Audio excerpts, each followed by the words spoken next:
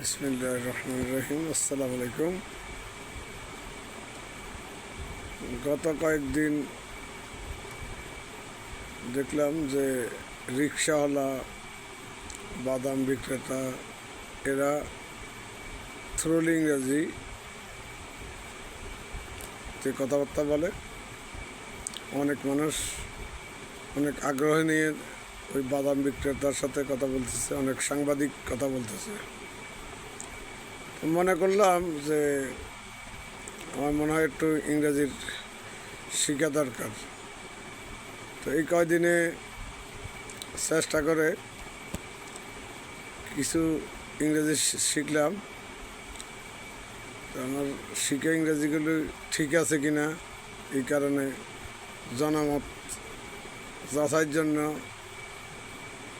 আমার ইউটিউব চ্যানেলে